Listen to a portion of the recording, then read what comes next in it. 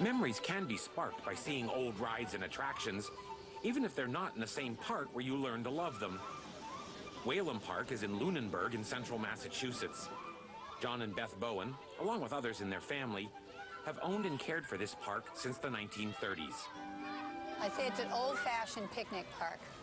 Park that started actually as a ride park in 1893. Before then, it was like a picnic area.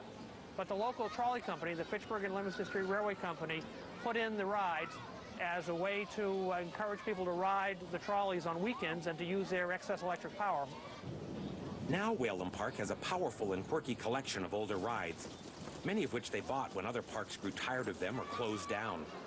Well, the ride is called a looper.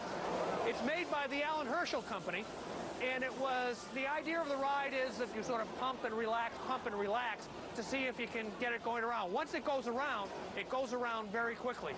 Sometimes it's called the hamster cage. At Whalom, there are also wonderful surprises inside some of the old park buildings. Well, this used to be the fun house. Now it's called the Monster Motel.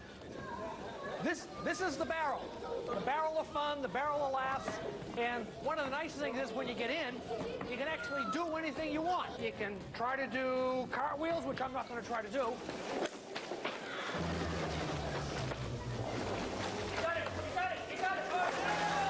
A still operating barrel is unusual, but even common rides can hold unexpected treasures if you look hard enough, or if you know a carousel restorer like Susan Germain. She says this Loof carousel is not a standard model, but rather what she calls a mixed machine.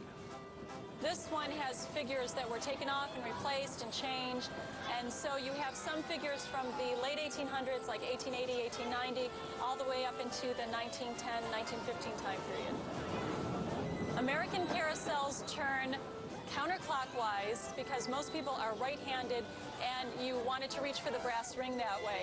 European carousels go the other direction because it's more proper for equestrians to mount from that side of the horse. Well, there are more than horses here, even a couple of bizarre dragons. They're excellent. They have yellow eyes rather than brown eyes like most of the horses. And there's two of them. They have the batwing saddles, and the little curl on their tail, and they're very ferocious looking. They actually discontinued making the dragons because they were scaring kids. So it makes them more rare than horses. Well, like this rare mixed machine, the whole park here has a sort of patchwork charm. This is the classic corner of the park. We have the Rotojet, which is from Palisades Park in New Jersey, and behind it, actually our crown jewel, the Philadelphia Toboggan American Flyer Comet roller coaster, designed in 1938 by John Allen.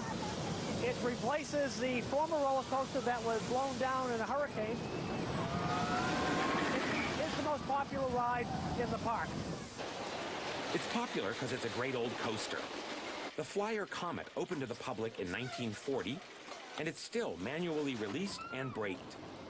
It's got a figure-8 track half a mile long, with the steepest drop of 50 feet and a top speed of 40 miles an hour. But who cares about unimpressive statistics when it's so much fun?